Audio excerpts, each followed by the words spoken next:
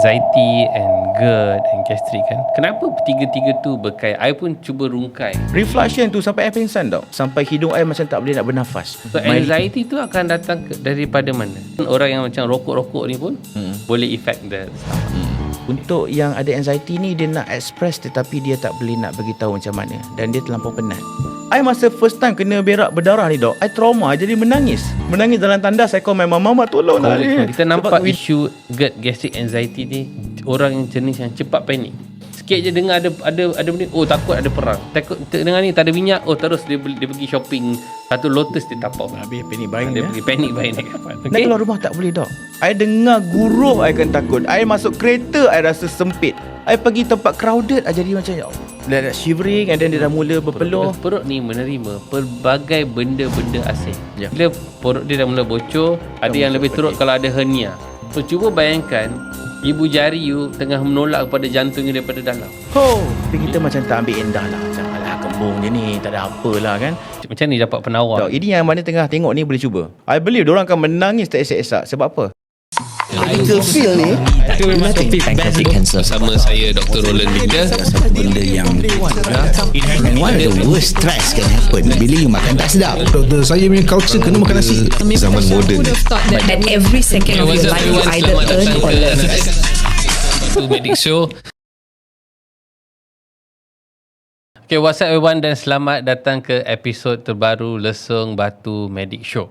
So saya seperti anda tahu tengah berjelajah ke seluruh Malaysia dalam jelajah wellness Malaysia, dan kami juga semasa menjalankan jelajah kita tengah merantau, kita melihat banyak aktiviti dan budaya pemakanan dan gaya hidup Malaysia. So pastikan kita akan cuba nak pastikan mereka sihat. Tapi hari ini back to Kuala Lumpur, dan hari ini bersiaran kita akan membincangkan topik tentang masalah perut, gastrik, GERD dan juga anxiety. Dan episod kali ini dibawakan khas oleh Kausa.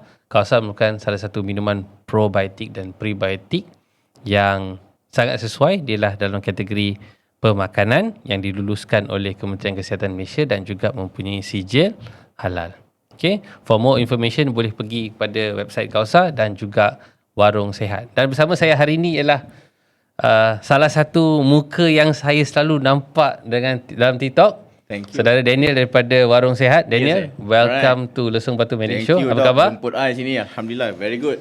So, macam mana? Okay. Saya sihat. Nampak sibuk doktor ni sekarang ni Sibuk juga sikit tentang jelajah wellness Malaysia dan balik ke klinik dan sebagainya. Tapi kerja tetap kerja, betul. Podcast tetap podcast. Ya, betul. Okay, so saya sebenarnya dah melihat saudara Daniel ni dah kira lama juga. Lama, kita kenal lama, cuma tak pernah berjumpa lagi. Betul. Kita jumpa secara live sajalah, online Okay, so first of all, congratulations dengan kejayaan produk minuman probiotik dan prebiotik. I rasa dah couple of years dah bertahun juga. Produk ini dalam pasaran, and I nampak banyak feedback yang positif.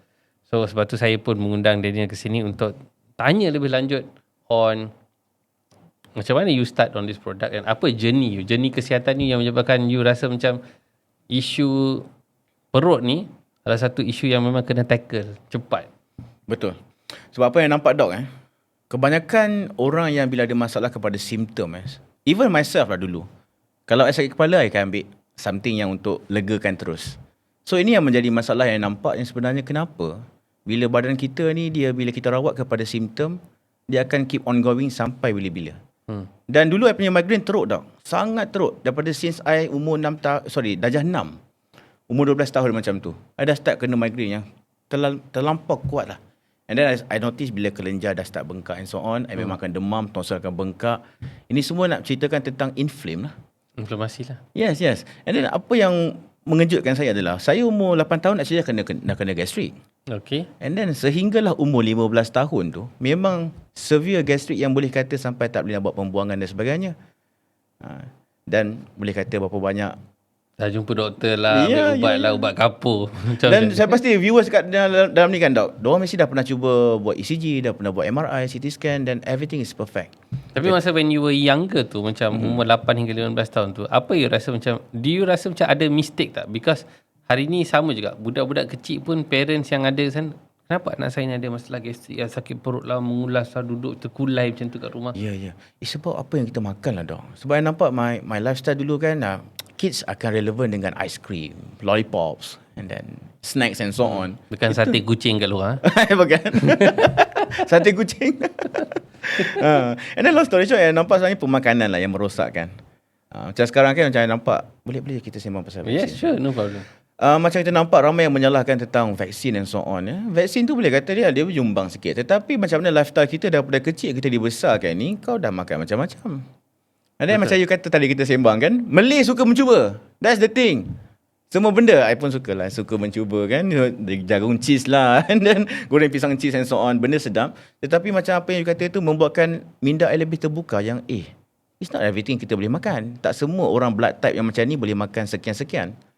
And I rasa just to add on that topic, di lifestyle baru rakyat Malaysia ni, macam dulu mungkin kita punya pemakanan staple ni adalah nasi, mungkin adalah yang makan tepung, roti dan sebagainya.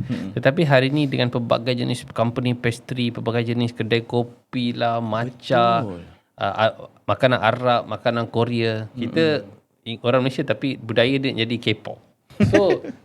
So pengolahan budaya tu menyebabkan mereka jadi macam dia nak taste semua benda, dia nak rasa semua, menikmati pelbagai jenis. Tapi ada makanan-makanan yang tertentu mungkin tak sesuai dengan mereka. And kami dah menjalankan real in-house data experiment tentang food intolerance and everything. Kita lihat memang wujudnya satu pattern dalam komuniti orang Malaysia. Ada setengah kaum memang prone untuk makan benda ni. Ada setengah kaum prone untuk makan benda ni. Ada orang daripada Sabah Sarawak pun kita nampak pattern dia sangat-sangat berbeza. And then bila kita kenal pasti benda ni, then kita belajar juga apa benda yang betul-betul match dan tak match. Seperti I bagi satu contoh yang sangat simple.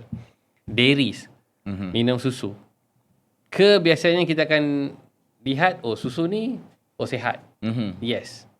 Kita faham dari segi nutritional komponen dia, ada lemak, ada protein, ada good carb. Tetapi ramai orang memang ada allergic ataupun intolerance kepada susu. Dia makan, dia ada masalah. Dia ada whey intolerance, dia ada lactose intolerance juga. Whey tu kepada protein, lactose kepada carb. So adakah ini genetik, Dok? Yes, it's genetic. Saya sendiri pun tak boleh minum susu. So I know. Bukan dia kata macam kita minum susu terus dapat shock and then terbaring kat jalan raya macam tu. Tak ada. Tapi dia akan rasa ada brain fog, rasa macam pemikiran kita terkacau, rasa perut kita kembung. Ada orang yang ada mungkin sampai point diarrhea and everything. So sebagai seorang influencer juga, yang memang you all amalkan a lot of digital content, memang rajin you all keluar live, bercerita tentang masalah GERD, gastric anxiety. One thing I like about you all is Warung Sihat ni banyak cerita tentang sistem. Maksudnya you cerita daripada cara makan, esophagus, perut, small intestine, proper lah. So macam mana that journey started? Kenapa macam you dah jadi macam doktor lah, alat dah jadi doktor. You all really going deep into this. Sebab kebanyakan, Dok, I tengok ramai yang mencari kepada simptom and then I cari kepada root cause. Sebab sebenarnya berpunca daripada usus ni dia tercetus apabila first thing is I saw your content and so on. And then I tengok yang Barbara O'Neill. I suka tengok podcast daripada yang US punya bercakap tentang gut health. Macam mana sebenarnya absorption ni dia akan merangkumi kepada setiap pelusuk tubuh badan. Benda ni ibarat kita nak bagi dia lebih faham, kita bagi dia satu imagination perjalanan. Macam kita ajar dalam live kan, kita ada whiteboard. Betul. I lebih suka mengajar sebab saya pun dibesar oleh seorang guru. Mak saya seorang guru. Jadi saya suka mengajar orang yang dah tak faham ni sebagaimana kalau kita nak mengajar orang budak darjah 2 and so on. So kita bagi faham, simplify. Dan kita akan buat lukisan and so on. Yang lukisan tu tidak complicated. Lukisan tu kalau you guys tengok kan, lukisan orang, lukisan esophagus yang boleh menampakkan ini adalah esophagus, ini adalah perut. Macam kita nampak yang I selalu cakap dalam live, macam mana the way on kita makan, dan 4 perkara yang selalu saya rungkaikan, yang penguraian, and penghakisan, penghadaman dan penyerapan. Absorption is the thing yang kita kena repair sebenarnya, Dok. Macam gut lining yang dah problem daripada inflammation. Sebab kita dekat Warung Sihat kita berpegang teguh inflammation equals to penyakit lah. Inflammation. The mother of all disease is inflammation. Daripada inflammation pun gula pun boleh spike. Daripada inflammation pun kita punya skin boleh jadi problem. Daripada inflammation of course kenapa kita punya gut acid jadi problem. Jadi bila kita cerita macam ni kan, orang nampak ini aku ni. Ini macam aku punya simptom. So they attach with us. Kita pula sebagai seorang guru dekat situ, orang rasa macam aku boleh ikut dia ni. Aku selesa dengan dia ni. Sebab sometimes dengan saya sendiri pun tak faham term-term doktor ni. Kan yang kita membaca mungkin tetapi untuk orang tengah sakit ni dia tak sempat membaca tau. Dia tahu aku nak cari solusi. Aku tahu minum ni okey. Dia mencari penawas je. Lagi cepat lagi bagus. Lagi cepat lagi bagus. That's when ubat tahan sakit berjalan. PPI pun dia ambil. For anxiety people yang I nampak sampai dah tahap teruk ni, sampai tak boleh keluar rumah and so on, ini yang menjadi kenapa I jadi semakin setiap hari akan buat live. My team kalau dia cuti, I akan masuk. Okay. Wajib I masuk. I tak nak ada loophole dekat TikTok Warung Sihat sebab I know Warung Sihat ni dekat TikTok dah boleh jadi number 1 maybe. Yang memang sentiasa ada live, continue ada live dan ada sentiasa ada kelas dan sebagainya. Dan kita tahu orang sedang mencari dan dia suka mendengar. Bila dia mendengar kita cerita tu bermakna dia faham yang dia pun salah seorang. Dan I'm one of the orang yang kena gastric gut anxiety yang sangat teruk. And then my whole life semua. And when bila benda tu jadi you dapat yang this GGA ni? GGA daripada umur 8 tahun gastric itu dah memang simptom lah like kembung. Tapi kita macam tak ambil endah lah. Macam alah kembung je ni, tak ada apa lah kan. And then tak boleh nak pembuangan. Alah mungkin tak cukup fiber, tak cukup minum air. And then macam dulu my arwah atuk dia bagi makan naga dan akan okey. Ini pun salah satu juga. Dia kata kalau dah tak boleh berak makan jangan buah naga. It's not that simple. Kalau dah constipation yang sampai tahap dia jadi bengkak, inflame dekat bahagian kita punya rectum and so on tu dah boleh bengkak, the signal tak boleh hantar dekat otak. Betul. Ibaratnya macam mana dok tahu? Badan kata keluar, otak kata jangan, sakit. I masa first time kena berak berdarah ni dok, I trauma, I jadi menangis. Menangis dalam tandas, I call my mama tolong lah ni. Sebab we know, kita dah mula membaca kan. Kita boleh membaca yang bila kita berak berdarah ni sebenarnya kanser. Simptom tu kanser. I dah macam gelabah masa tu. That's why I nampak yang sebenarnya kita kena repair kepada pembuangan. That's the first thing. And then macam mana I boleh okey. Tadi kita cerita tentang 8 tahun. 8 hingga 15 tahun saya kena gastric. 15 tahun waktu tu saya form 3. PMR pun masih wujud lagi. I kena reflux time PMR. Refluction tu sampai I pingsan tau. That's the first refluction yang I rasa sampai hidung I macam tak boleh nak bernafas. My lidah semua jadi macam Putih lah. yes. Coated. Yes, coated dengan warna putih dan kita punya nafas pun berbau and then muka naik pimples and so on. Kita pun gunalah skincare tu, skincare ni. Tapi okay for a while and then dia semakin teruk. Tapi kalau pada ketika tu macam umur 15 tahun, ada tak rasa macam ada anxiety ke ataupun just the stomach pain? Ada takut exam ke masuk PMR ke? Ada tak macam tu, pressure macam tu? Anxious adalah dok. Dia sebab bagi saya ni bila kita dah kumpulkan banyak sangat traumatized event ni kan yang akan menyebabkan kita akan sentiasa takut. Sebab siapa aja yang tiba-tiba anxiety melainkan kalau you ada childhood traumatized. Ya macam kita ada tengok patient, consumer kita yang bila dia minum dia dah okey daripada angin, dia dah okey dengan pembuangan, dah okey bab makan dan so on, tetapi kenapa dia still trigger dengan anxiety? Bila ada senario pada ketika itu membawa dia punya subconscious mind, memori dia kepada ni dan dia akan boleh takut balik. Sebab tu benda ni dia related kepada usus, yes, tetapi dia related juga dengan kita punya mental health issue lah sebenarnya ya. Dan saya nampak untuk yang bila saya umur 15 tahun tu dok, saya start kena anxiety apabila saya start tak boleh tidur. I tak boleh tidur dok, sebab I tidur I akan reflux yang sangat teruk dan I pasti ramai yang tengah jadi macam ni.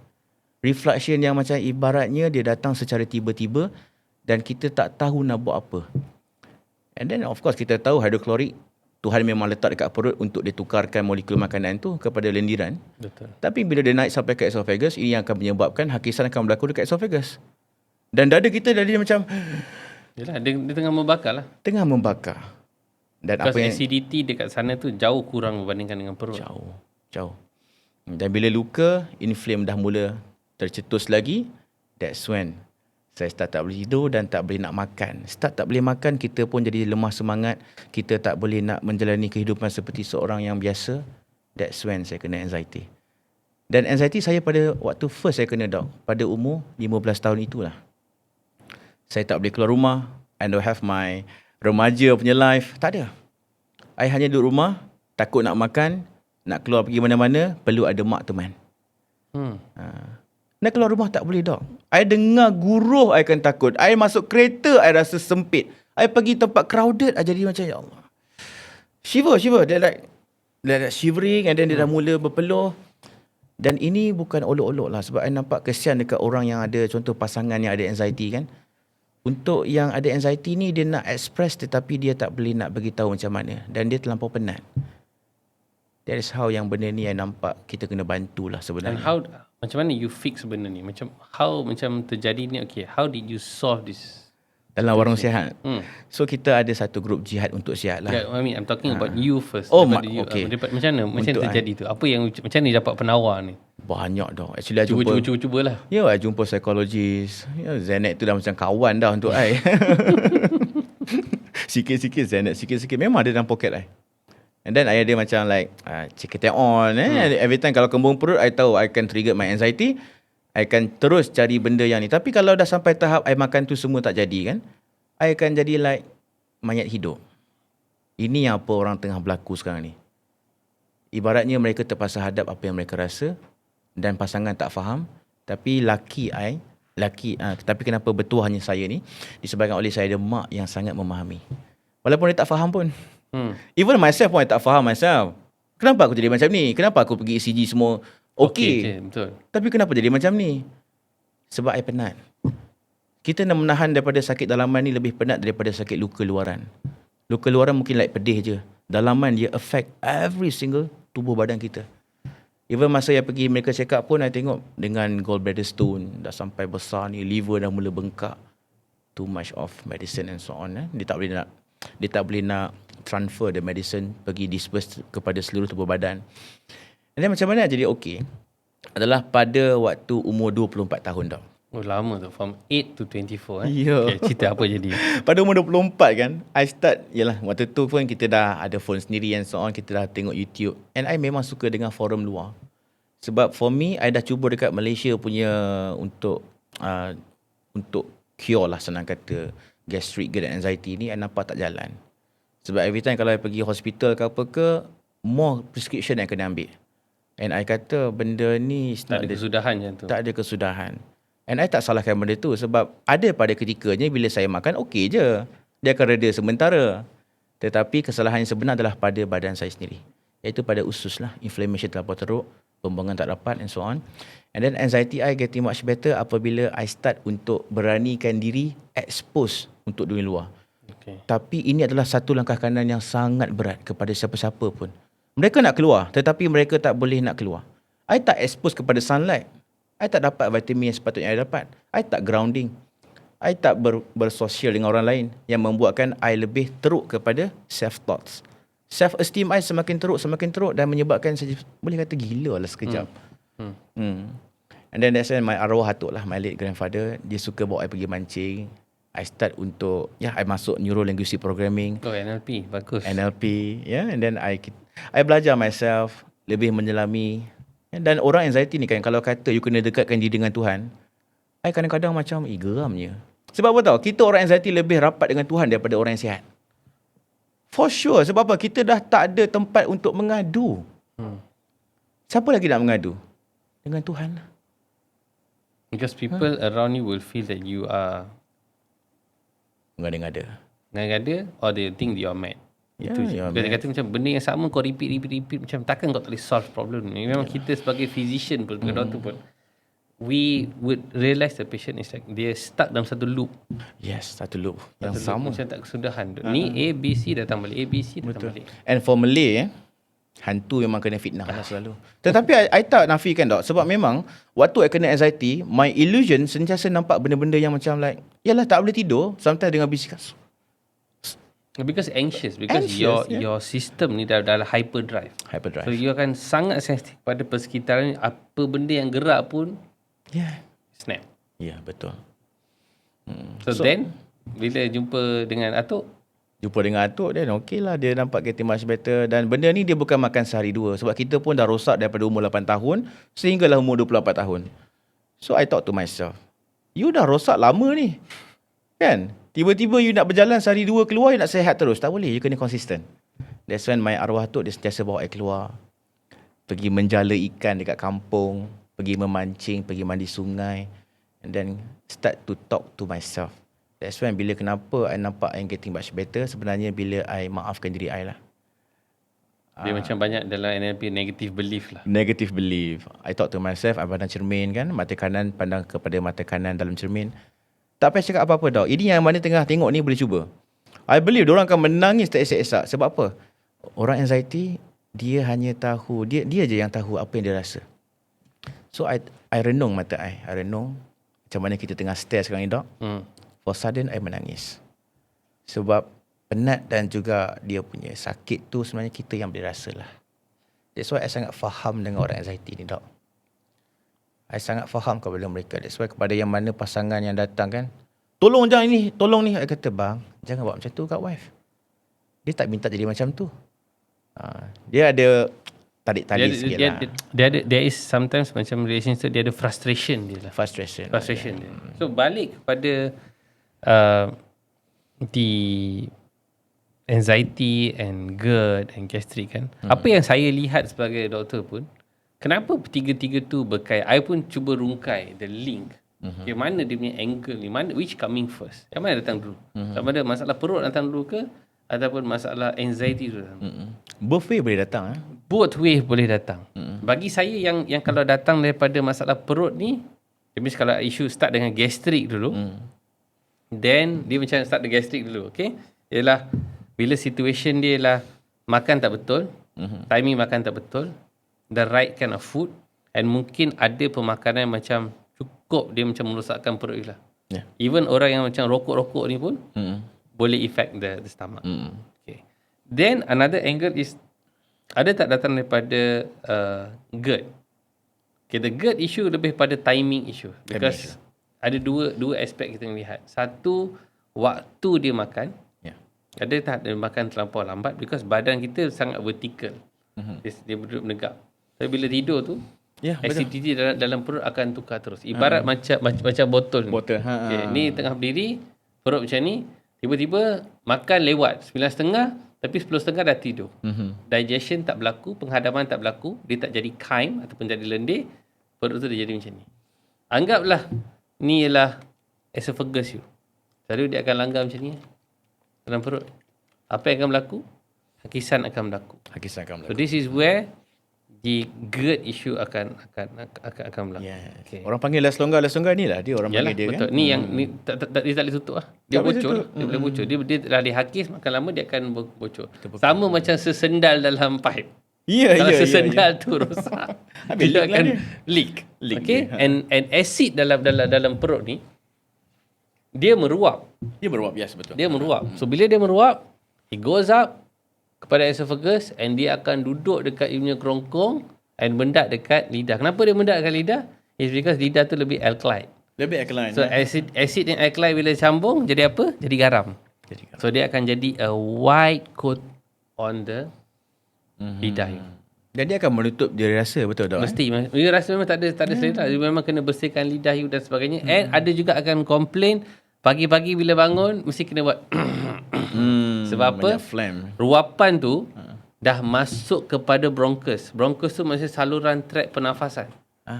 So bila saluran trakt pernafasan tu mula kena menghakis, counter management dia akan keluarkan lagi banyak mucus. So lagi banyak mucus, dia akan rasa ada kahak lah. Ya, dekat bahagian pagi dia. Yes. And then the third one yang menarik pula, yang tu yang memang bahasanya I akan lihat a lot is anxiety tu.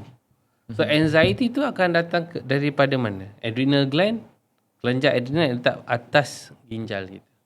So yang tu adalah situation di mana cortisol, adrenaline semua akan keluar. Hormon stress, fight and flight response, nak hidup ataupun mati ataupun cabut akan mula meningkat. Tapi bila anxiety tu pun naik, memang kita nampak lepas situation darurat masa time COVID semua, kita nampak isu GERD, gastric anxiety ni, orang yang jenis yang cepat panik.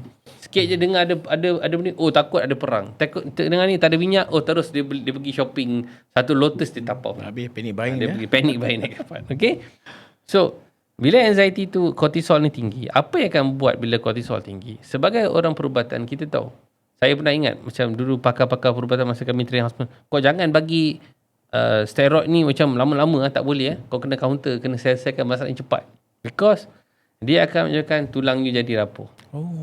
Menyebabkan usus you jadi nipis. So bila dia jadi nipis, penyerapan terbantut, drop. Same thing berlaku dalam perut. So perut juga ada isu di mana lining dia akan mula rosak. So bila lining rosak, dia akan lagi nipis dan boleh bocor, boleh sampai dapat peptic ulcer dan sebagainya. And another interesting element yang menarik ni, bila kortisol ni tinggi, dia ada isu di mana wujudnya perkataan histamin. Histamin ni, kita mesti dengar perkataan antihistamin. Tapi histamin is another one more thing yang memang perlu dalam perut. Because perut ni menerima pelbagai benda-benda asing. Udara ni elemen dia lain. Dia ada banyak filtration dekat dia. Tapi makanan ni ialah protein. Protein ni kira foreign body. Benda asing dalam badan. So bila defense system tu teruk, dia akan duduk menapai dalam perut you. Kalau sistem penghadaman you sangat nipis, maka semua enzim akan mula terbantut. So we need to find the solution of yang mana yang chicken egg ni 3 ni, mana datang dulu. So sekiranya yang orang ada gastric anxiety pula, dia akan rasa takut. Bila perut dia dah mula bocor, dia punya usus dah mula bocor, dia punya esophagus dah jadi nipis, dia punya sesendal tu dah jadi longgar, dia akan memang menyucuk lah. Ada yang lebih teruk kalau ada hernia. Itu lagi satu segmen. Bila hernia tu, dia masuk kepada you punya dasar diaphragm and tolak kepada you punya jantung. So cuba bayangkan ibu jari you tengah menolak kepada jantung you daripada dalam. Sakitnya. Tak ada. You akan rasa bukan hanya sakit. You rasa macam I'm having a masalah sakit jantung, heart attack sekarang. Jadi dia akan larilah pergi pada hospital. Dia akan run untuk cari. Tapi bila check ECG normal. Dan inilah misterius yang diorang tengah mencari ni, Dok. And dia betul-betul berulang-ulang lah. Berulang-ulang. So dia macam 3 serangkai ni, dia macam which one is coming first? Tugas kami ialah untuk conclude sama ada is gastric, or is it GERD, or is anxiety which the one yang jadi the pillar punya benda tu. Tapi Dok, lama kelamaan kalau dibiarkan masalah usus ni boleh leads kepada sakit jantung juga, betul tak? Betul lah. Because inflammation tu semakin tinggi, then you are not happy, you selalu stress, kortisol akan naik, heart rate you akan jadi gila-gila, LDL you akan cloud. Lepas tu semua nutrisi bagus yang diperlukan dalam badan tak boleh dihadam. So sebab tu kita kena fikir, macam mana kita nak bantu untuk phase in. So one of the things macam you all are having is probiotic and prebiotic. So apa sebab biasanya kalau kita dengar tentang elemen probiotik ni, biasanya ada bentuk powder, ada kan bentuk dalam pil, dalam tablet ada, ataupun ada dalam susu culture yang dijual dalam supermarket dengan temperature yang bawah 2 hingga 8 degrees. So yours is a bit more interesting because saya tengok dia memang dalam bentuk dalam bentuk liquid and dia paste, dia pekat. Dia pekat untuk yang prebiotik ni. So first ada prebiotik dengan ada probiotik. So prebiotik ni ceritakan how did you all get into this, macam mana you terfikir untuk cari penawar dalam bentuk prebiotik, dalam bentuk minuman macam ni? Kita pernah buat macam-macam, Dok. Apple cider kita pernah hantar untuk satukan dengan probiotik kita. And then kita pernah hantar cuka kurma. Tak dapat yang the best yang kita nak. And then last kali kita hantar molasses tebu hitam. Black stripe molasses lah. Dia punya match boleh kata hampir nak perfect. Wow. So that's why I kata, kita kena stay dengan molasses ni. And then kalau tengok kebaikan molasses ni pun, kalau siapa yang dah baca, actually banyak lah.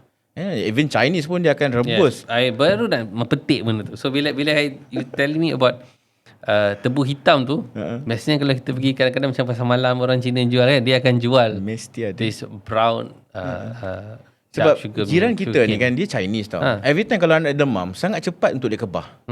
Tapi dia kata, I tak guna apa-apa medicine. How can? That's when kita pergi, and then my mom pun pergi, sebab masalah tu kepada I lah, sebab selalu demam dulu kan.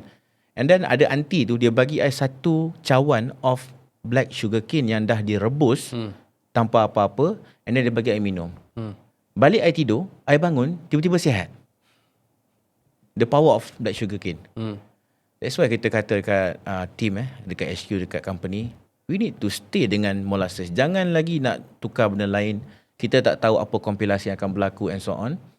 Sebab for now, the best is untuk makanan lah. Yang sebelah tu kan, yang belah kiri tu bro, yang probiotik tu. Yang probiotik ni dia adalah sifat perumah dok. Okay. Dia ibarat kita kena makan. Ini kita hantar living culture. That's the best part dengan Kausa.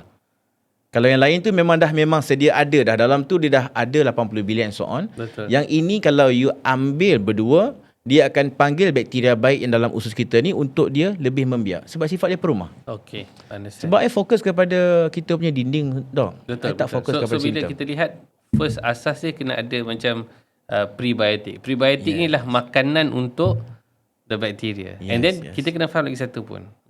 Basic element of molasses ni ialah technically yang bukan yang gula kristal. Betul. Jadi yang ada mineral. Even dalam Chinese medicine mereka ada gunakan, dalam Ayurvedic pun mereka ada gunakan this molasses ni. Okay. So probiotik pula ialah ini adalah life culture. Life culture. So kalau life culture, nak tanya soalan menarik ni. So kalau life culture, bukankah dia kena simpan dalam sejuk ke? Biasanya kita akan dengar macam ada kombucha lah, ada sibo lah. How is this macam kita boleh simpan dalam natural temperature macam ni? So kita bukan Lactobacillus family. Okay. Sebab kita punya pendapat dalam usus manusia memang dah ada dah. Okay. So sekarang ni kita hantar perumah untuk yang existing microbiome untuk dia membiak. Okay. Sebab yang tengah problem adalah kepada gut lining. Okay, bukan faham. kepada bakteria baik yang tengah problem. Okay. Ada sumber satu uncle ni. Satu uncle ni kata apa tau? Bakteria baik you demam, you akan demam.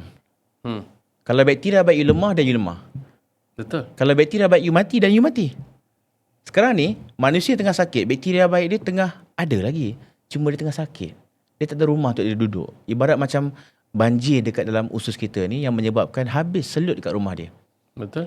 So that's how kita menghantar perumah sementara untuk the existing boleh dapat balik hak asasi. Ni kira macam rescue lah. Rescue. Betul. Rescue kena pergi ni kan. Nanti kita kumpulkan dalam satu tempat. Maybe sekolah lah kita boleh ambil cara. And then dia akan duduk bersama dan dia akan mula repair balik for itself. Bukan probiotik Kausa. Ini kena faham juga. Ramai kata boleh sembuh ke bidang probiotik. I kata it's not macam tu. Bukan macam tu dia punya konsep. You makanlah apa sekalipun. Kalau badan you tak boleh buat absorption, you tak akan jadi apa-apa. No point. Tak No jalan. point. Yes. Because bakteria ni yang bagi saya dalam badan manusia ada lagi banyak bakteria daripada sel kita.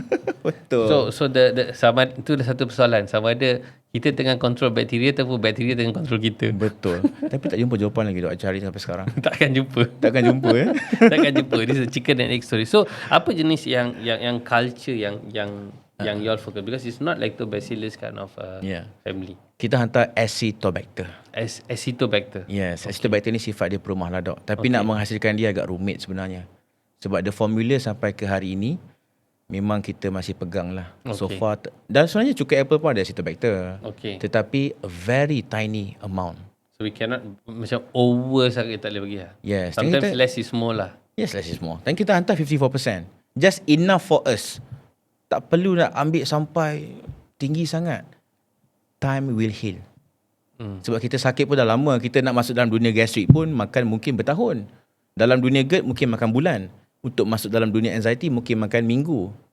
Tapi untuk kita keluar balik benda ni kan, kita kena faham yang kita kena biarkan badan tu at least bagilah masa sebentar untuk dia rehab balik. Faham.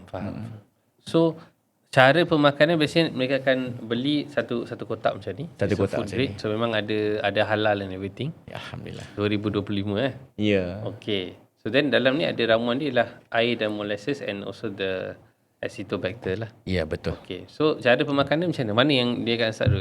Yang ni dulu ke yang ni dulu? I pernah cuba macam-macam. Dia nak ambil macam mana pun boleh sebab dia dalam form yang dari segi bentuk pemakanan. Tetapi I very suggest kepada orang lain yang mana nak cuba kan, start dengan combine dua-dua. Okay. Kita hantar dia punya hero, kita hantar dia punya makanan sekali. Yes. Sebab mana kita ambil satu cup. Tentera ni siap dan ada backpack sekali. Dah siap dah. Bermakna nanti pergi on the way kan, dia tak tewas dekat tengah jalan. Okay. So satu cup pro, satu cup pre. Air boleh measure macam mana lah. Tetapi kenapa I suruh buat 600 ml air? Malaysian tak disiplin minum air masak. Itu memang satu masalah besar. Satu masalah besar. Dehydration dan habislah. Faham. So dia punya pengambilan tu sehari tu berapa kali? Actually kalau I macam Muslim kan, subuh, zuhur, asar, maghrib, isyak, just minum je. 5 kali. 5 kali. Okay. Untuk yang teruk lah. Dia minum 5 kali sehari tu berapa lama boleh tahan sebut satu set ni? 10 hari and then boleh tahan minuman dalam 50 kali. Okey. Sebab satu ni 250 ml. Okey. Untuk yang prebiotik ni kita suka by gram lah sebab dia pekat. Okey. Sebab tu kalau prebiotik ni satu dia ada magnesium tau. Magnesium. That's why kenapa orang anxiety kena ambil, dia boleh senang tidur. Yes. So magnesium bukan hanya just untuk senang tidur. I think kalau in your situation ni dia akan pakai natural magnesium. Natural So magnesium. natural magnesium ni buat daripada technically daripada tumbuhan tu, daripada yang tebu tu, they probably have natural magnesium. Yeah. So bukan yang kita dengar magnesium orotate, biglycinate, sulfate dan sebagainya. So this is a natural magnesium. So magnesium memang bantu in terms of banyak function. Dia bantu dari segi bagi you tenang, vasodilation kita bagi buka saluran darah. Yang bila buka saluran darah tu yang senang tidur. It's not because magnesium pergi kat otak dia bagi hang tidur sekarang, tak ada. Dia It's akan a buka. vasodilation bagi you relax.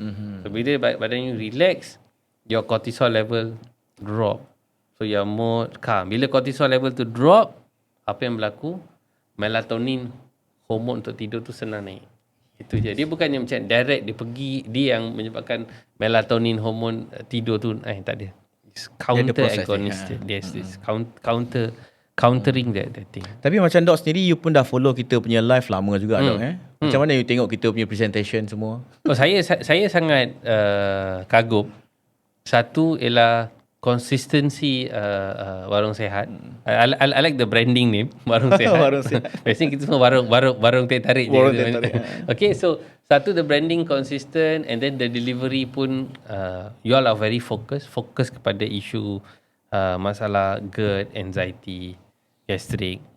And the delivery lah, I like the penampilan bila gunakan macam the content lebih bercorak ilmiah, di mana you macam kata tak, macam masuk kelas.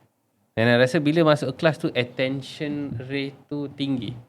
Tapi macam kami tengah buat eksperimen macam jelajah wellness satu Malaysia tu, kami pergi to the ground. Kami pergi kepada setiap negeri untuk melihat satu situation apa yang mereka makan. Apa masalah-masalah negeri-negeri hadapi. Because dari segi negeri pun pemakanan, cara makan, jenis Adat yang pun mereka berbeza. makan, adat, cara preparasi pemakanan sangat-sangat berlainan. Tapi apa yang kami tengah risau is semua masalah-masalah kota dah mula sampai ke sana. Semua makanan-makanan yang jajan dah sampai ke sana. So the problem is coming worse. Sebab kat sana pun ada orang beratur dekat kedai-kedai serba nikah pukul 11 malam untuk makan makanan yang celup-celup ni semua. Mereka pun dah beratur pukul 11.30 malam nak makan oden lah, nak makan ramen lah and everything. Dan tak pelik kenapa orang muda boleh dapat gastrik.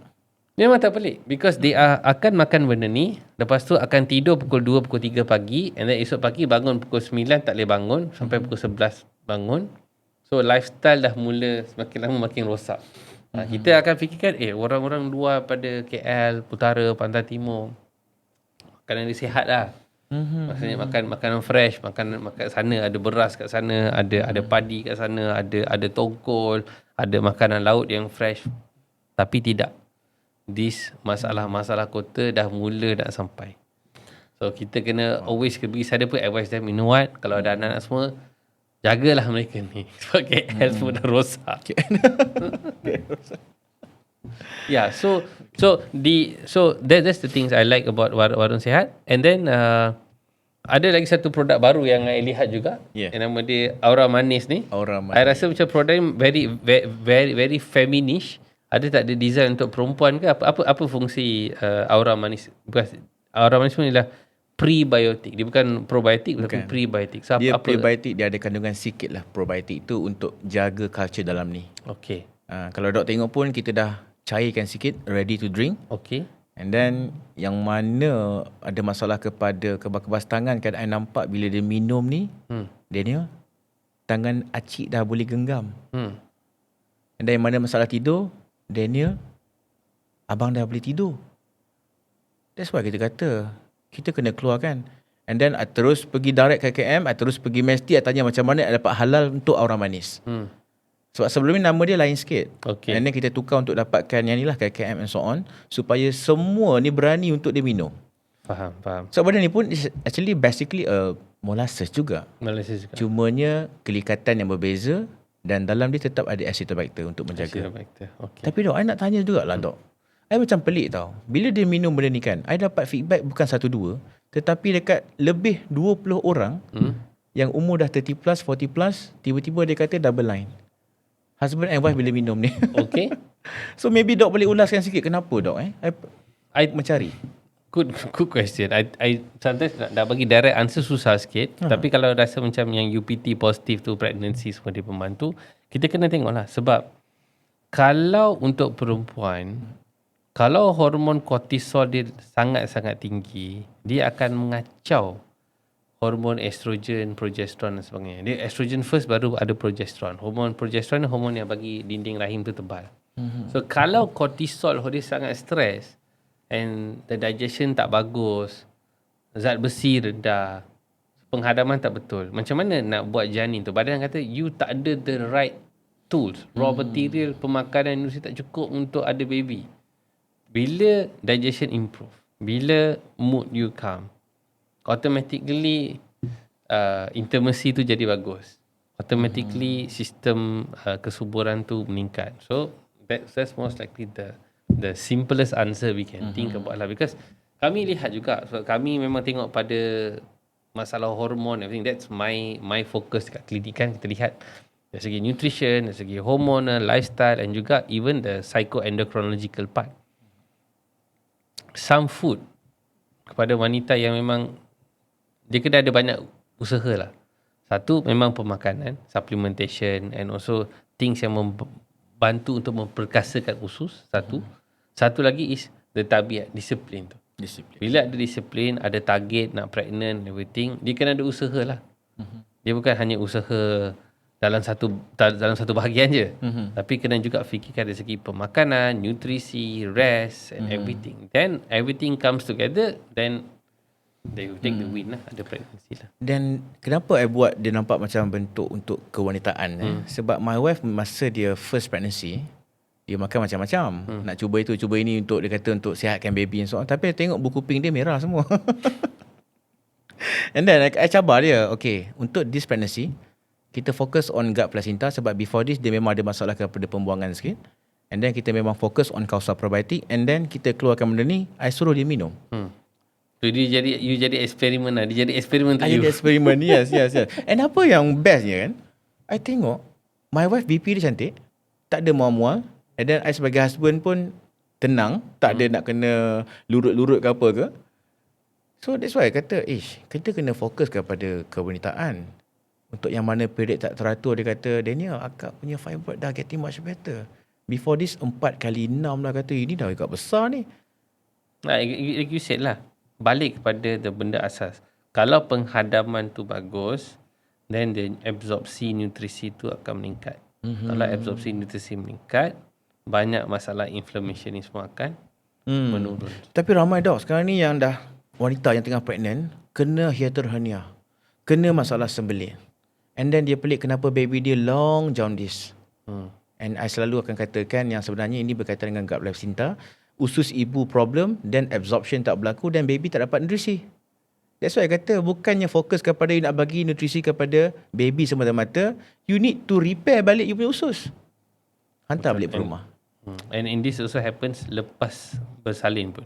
Because kalau absorption nutrisi ibu tu tak bagus, maka kualiti susu pun akan drop. So maksudnya produk ni memang sesuai digunakan oleh semua lapisan masyarakat. Semua lapisan masyarakat. Okay, that's fantastic untuk siapa semua orang yang akan try. So di mana orang boleh dapatkan produk ni di pasaran? Of course nak murah dekat TikTok lah. TikTok sentiasa bagi voucher. Okay. Kalau tengah live ataupun you boleh tengok dekat VTT, harga satu ni 189. Tetapi khusus untuk lesung batu. I turunkan sampai RM115 kepada yang nak mencuba. So, ada promo code ke apa-apa ke? Tak ada promo code, beli je. Macam nak beli? Kena Beli kat beg kuning lah selalunya. Okey. Kita akan uruskan untuk y'all. Tapi kena make sure, kena follow jugalah TikTok Warung Sihat. Boleh lah. Boleh masuk live kita juga ya. Boleh. So kita akan mungkin letak nanti di bawah the run mana nak dapatkan Kausa di website Warung Sihat, TikTok Warung Sihat kan? TikTok Warung Sihat tak ada website kan? Ada TikTok je. Ya, ada TikTok. Saja. Instagram, Facebook? Instagram tak ada buat. Tak ada. Hanya TikTok full time TikTok full time sebab traffic dekat situ laju. Okey, faham. Okey, so semoga any last take sebelum kita akhiri episod kali ini? Rawat kepada akar umbi kita lah. Bagi badan tu rehat sementara.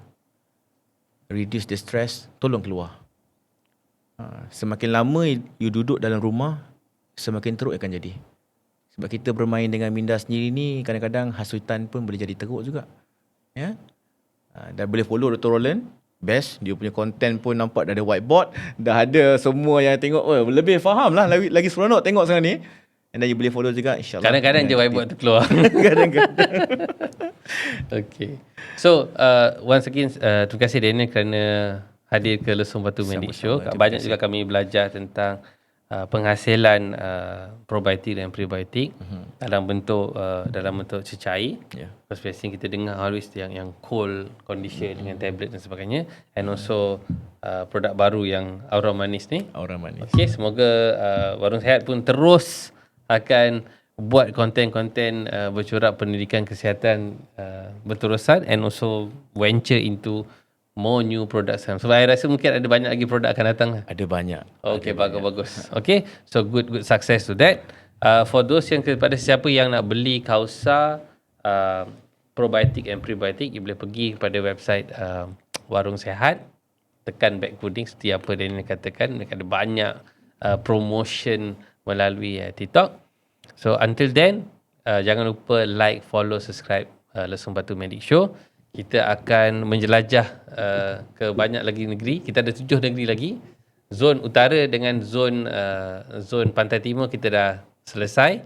Lepas ni kita akan pergi masuk pada zon selatan. Kita akan pergi ke Melaka dan Seremban bulan Jun. Dan selepas tu kita akan pergi ke zon utara, Central Zone. Kita akan pergi ke Penang dan juga Ipoh, and then ke Johor. Selepas tu kita akan pergi ke Borneo. Wow. And then the last one pada hujung bulan Oktober kita akan buat the big event di Kuala Lumpur. And antara topik-topik yang kita akan fokus ialah seperti yang Daniel juga cubakan, kita akan isu tentang masalah kencing manis, masalah gut microbiome, masalah hormon, masalah air dan kualiti air yang kita tengah minum sekarang ni. Dan kita juga akan bincangkan tentang teknologi kesihatan yang baru. Dari segi lifestyle, dari segi cellular therapy, semua benda akan dibincangkan dalam Jelajah Wellness Malaysia, sebab kita nak pastikan seluruh rakyat Malaysia dapat akses kepada kesihatan dan gaya hidup dan semua teknologi-teknologi yang telah berada di Malaysia. Okay, sekian untuk episod Lesung Batu kali ini.